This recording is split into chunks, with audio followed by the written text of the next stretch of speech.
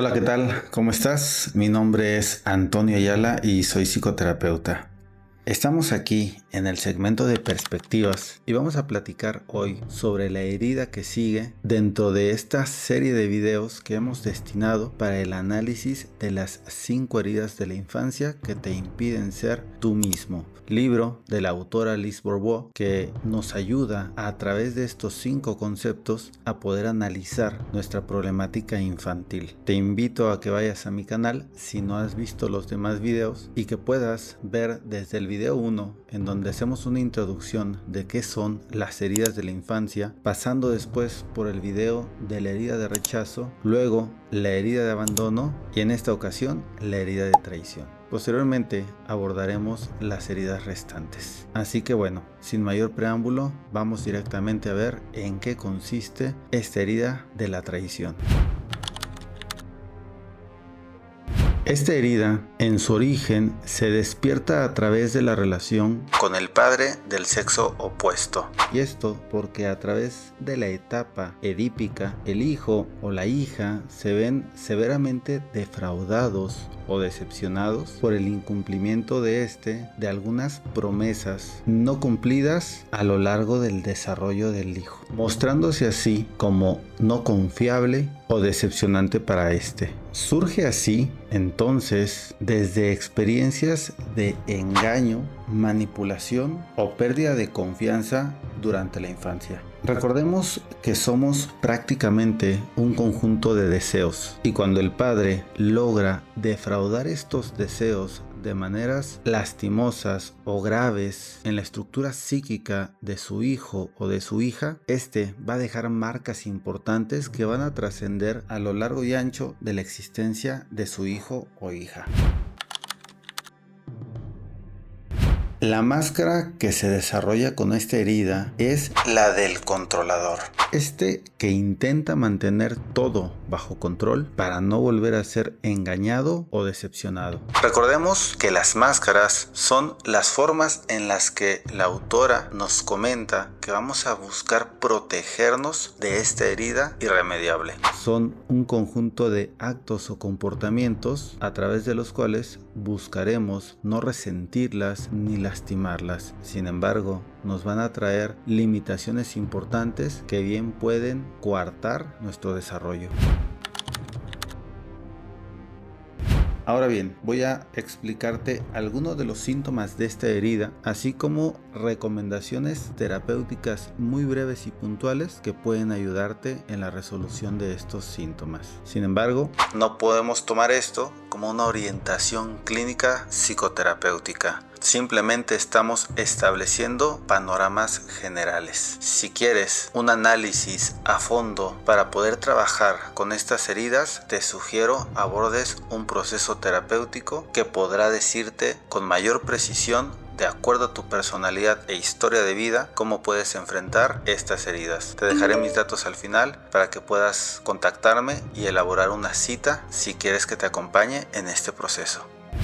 Un síntoma de la herida de traición es el miedo a la traición, el engaño o la mentira. Algo que va a despertar principalmente las angustias del traicionado es la posibilidad de ser defraudado nuevamente, así como sucedió en sus primeras etapas, por personas que le parecen importantes o relevantes en su historia de vida. Estas angustias pueden determinar de maneras serias el rumbo de sus relaciones interpersonales.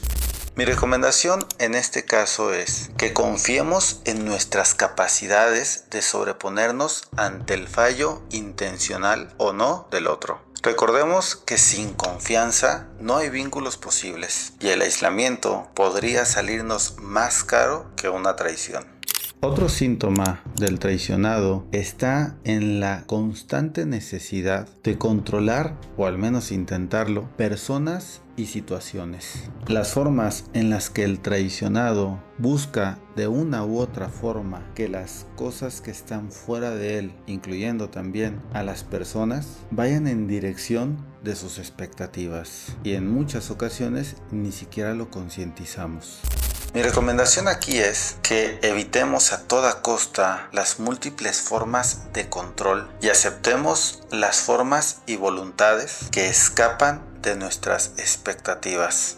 El siguiente síntoma es la dificultad que tiene el traicionado para poder delegar, porque éste cree que los demás no harán las cosas bien. Para el traicionado solo hay dos formas de hacer las cosas, a su modo o del modo equivocado. Y esto es un componente neurótico que los que hemos sido traicionados necesitamos desmentir.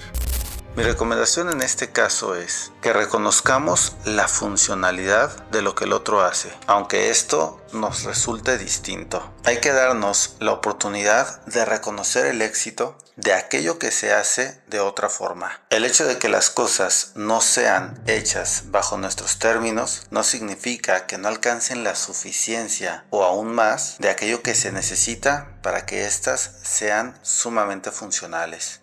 El siguiente síntoma es la tendencia que muestra al autoritarismo. El traicionado buscará no solamente ser figura de autoridad, sino ejercerá de maneras rígidas ese autoritarismo. Aquí este tiene una similitud importante con aquel que ha sufrido la herida de injusticia. Esto lo revisaremos más adelante.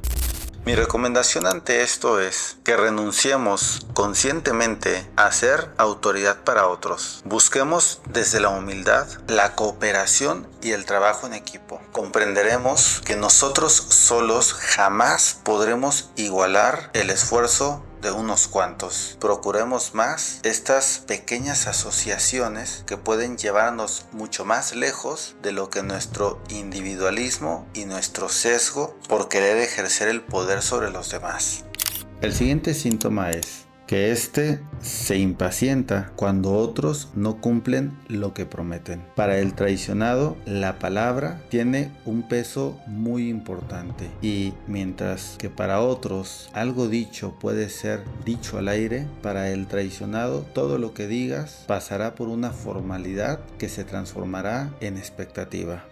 En este caso, lo que yo te recomiendo es que seamos flexibles y no depositemos nuestra tranquilidad en el cumplimiento o no de otros. Consideremos así en nuestros planes las posibles contingencias de lo no planeado. El hecho de que las cosas no salgan como esperamos no significa que no salgan de las formas adecuadas. Abramos nuestras perspectivas para comprender esto que menciono.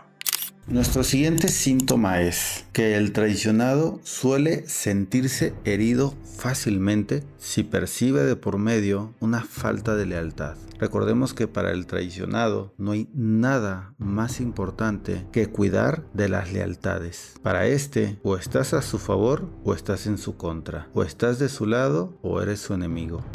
Mi recomendación es que analicemos cuando así suceda que la falta de lealtad no es algo personal, sino apenas una proyección de la formalidad del otro consigo mismo. Esto significa que éste realmente no fue desleal con nosotros, sino consigo mismo. Recordemos que la gente se relaciona con nosotros no en virtud de lo que nosotros somos, sino en virtud de lo que el otro es. Nosotros somos apenas un medio a través del cual el otro se está relacionando con su propio mundo interior. Así que, dicho de otra forma, aquí nada es personal.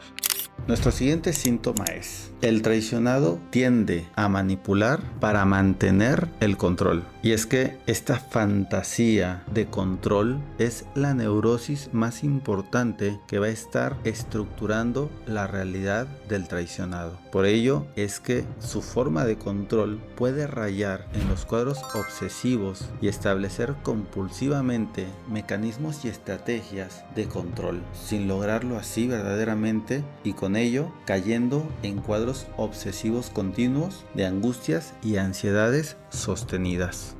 Lo que yo te recomiendo aquí es que tengamos la valentía de enfrentar la angustia del no control y sus consecuencias para ser libres de querer manipular todo lo que hay fuera de nosotros. Entendámoslo al fin. No podemos controlar algo fuera de nosotros, pero intentarlo es la ruta más corta y ancha hacia la pérdida de estabilidad emocional.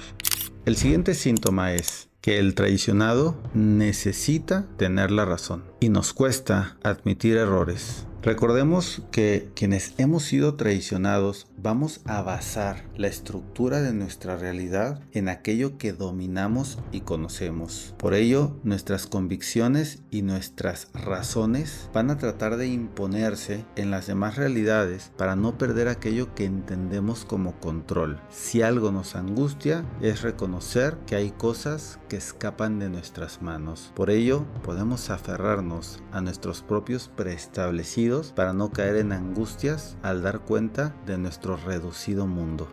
Lo que te recomiendo en este caso es que abandonemos la necedad de tener la razón para poder así admitir nuestros fallos ante los demás y ante nosotros mismos también. Reconozcamos que no existe una razón que esté por encima de otra. Todas cohabitan. Si estamos en un mundo de 7,000 millones de personas, hay 7,000 millones de realidades, por decir un número. Con esto me refiero a que necesitamos salir de nuestra reducción de verdades y perspectivas para poder ampliarnos desde la mirada y el reconocimiento de otras tantas y así escapar de la neurosis del control. El siguiente síntoma es, en cuanto al cuerpo refiere, los traicionados tendemos al estrés y a la tensión en cuello, hombros y espalda. Es decir, es como si estuviésemos cargando el control. Recordemos que el cuerpo también forma parte de nuestra realidad psicológica y es una extensión de la expresión de nuestra realidad interna. Por ello, en el cuerpo van a presentarse aspectos de nuestro mundo interior que no estamos logrando identificar conscientemente. Es así que si en nuestra realidad hay un estrés continuo por mantener el control, los músculos van a tensarse y van a apretarse para poder sostener y apretar aquellas realidades que se escapan de nuestras manos, llevándonos al paso del tiempo a importantes signos de degradación por la acumulación de la tensión sostenida que en algún momento va a generar afectaciones importantes. Lo que te recomiendo en este caso es que procuremos ejercitarnos, relajarnos y recrearnos. Esto para poder mitigar los efectos del cortisol, que son producto del estrés. Pero sobre todo, trabajemos psicológicamente nuestra herida de traición y su consecuente afán de control. Si bien optar por métodos correctivos siempre va a ser una buena idea ante la emergencia de los síntomas, instar a mediano o largo plazo por métodos preventivos puede ayudarnos de formas más inteligentes a mejorar nuestra calidad de vida.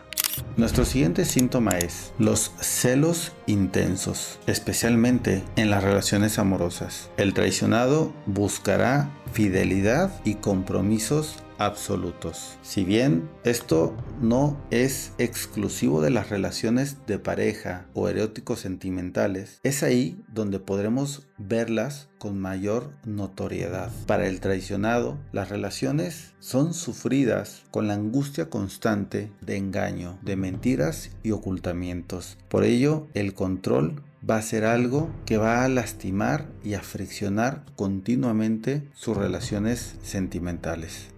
Lo que yo te recomiendo en este caso es que recordemos y trabajemos en la noción de que nadie es nuestro, ni siquiera su deseo por nosotros. Trabajemos entonces en nuestra libertad del deseo por controlar a otro. Así, si el otro desea irse y estar con alguien más, simplemente lo hará. Recuerda que solo podemos trabajar en ser amorosos para quienes amamos. Y si bien eso disminuye las probabilidades de perderle y sufrir la culpa, si eso sucediera, aún con ello nunca podremos evitar ser traicionados. Recuerda que la traición tiene que ver más con el que traiciona que con el traicionado. No podemos culparnos de ser engañados por alguien más, pero de lo que sí podemos responsabilizarnos enteramente es de no atrevernos a confiar.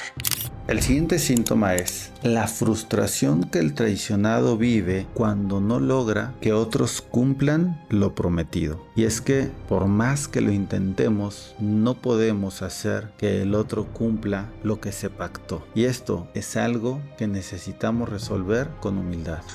Lo que te recomiendo aquí es entender que cada que ponemos nuestra tranquilidad en el supuesto cumplimiento de otro, nos volvemos su dependiente. Hagámoslo lo menos posible y aceptemos la libertad del otro de equivocarse humanamente. Todos tenemos derecho a equivocarnos. Esto no significa que estemos obligados a perdonar o a permitir los errores del otro. Sin embargo, seamos humanos a la hora de relacionarnos y no depositemos en el otro una fe inhumana que raya en la neurosis de la perfección.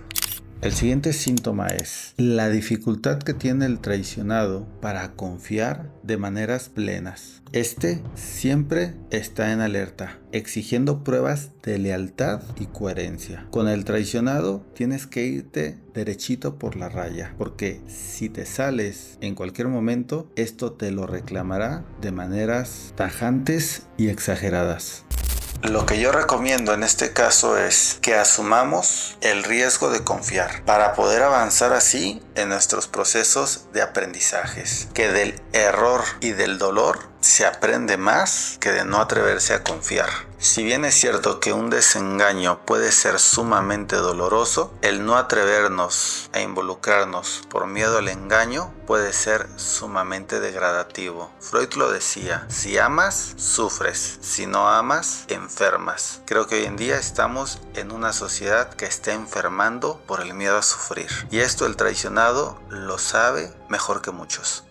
El siguiente síntoma es, el traicionado puede ser dominante o controlador con pareja y amigos. Para el traicionado será muy importante tener un control neurótico sobre las personas que ama, para poder verificar constantemente de múltiples maneras que estos no lo están defraudando o traicionando. Esto conlleva mucha energía y un desgaste emocional importante, porque cuando estás cuidando al otro, recuerda que del otro lado de la cadena que intentas ponerle al otro, estás tú, y con ello también tu propia libertad. Mi recomendación aquí es que observemos detenidamente las formas en que nos imponemos o buscamos imponer a otros nuestras condiciones de formas sutiles o tajantes, y permitamos que el otro también decida los rumbos de la relación. Con esto me refiero a que no todo tiene que ser bajo nuestros términos y necesitamos apertura para también permitir que el otro se sienta en una relación simétrica o de pares, y no que simplemente está siendo incluido en nuestra vida a costa de permitir el control y nuestra autoridad sobre la relación. El siguiente síntoma es, el traicionado busca convertirse en líder natural para así no tener que depender de otros. Para el traicionado, la única forma de que las cosas no salgan mal es si él mismo las supervisa o se encarga de que éstas se desarrollen bajo su mirada y guía. Y esto lo puede llevar a asumir protagonismos absurdos e innecesarios, e incluso en ocasiones imprudentes y disruptivos. Mi recomendación en este caso es que tengamos la humildad de aceptar la guía y el liderazgo de otros, aunque nuestra soberbia nos lo complique. Recordemos que no siempre seremos los líderes en las situaciones que nos toque vivir. Ni lo seremos, ni es necesario que lo seamos. Reconozcamos que en ocasiones hay personas mejor facultadas o más capacitadas que nosotros para llevar las riendas de las situaciones. El siguiente síntoma es que el traicionado se asegura de estar siempre preparado y en control. Para el traicionado, las sorpresas no son agradables y buscará evitarlas a toda costa, haciendo de la prevención y la precaución religiones que va a llevar al pie de la letra en cada circunstancia que pueda premeditar. Lo peor que le puedes hacer a un traicionado es invitarlo a la improvisación o ponerlo en circunstancias que están completamente completamente fuera de su control. Por poner un ejemplo, he tenido pacientes que son tan controladores que para ir a un lugar que no conocen, primero van a utilizar mapas y aplicaciones de navegación para poder ver, así sea virtualmente, el lugar al que han de ir, para así tratar de anticipar su llegada y que no haya elementos que le compliquen la planificación de su viaje. Esto lo lleva a generar cuadros obsesivos de planificación meticulosos y en ocasiones absurdos por lo poco preparado o capacitado que esencialmente se siente para enfrentar aquello que desconoce. Mi recomendación aquí es que vayamos a atrevernos más a menudo a improvisar y dejarnos sorprender por experiencias que estén fuera de nuestros planes. Salgamos ya de lo pensado para encontrar así nuevos destinos. Pongámoslo a prueba. En alguna ocasión, digámosle al otro que improvise el plan, que estructure una planificación fuera de nuestro saber y pongamos a prueba nuestra capacidad de adaptabilidad, que esto es algo que a los traicionados se nos complica demasiado y por tanto es algo que puede ayudarnos mucho en nuestro proceso para trabajar contra el control.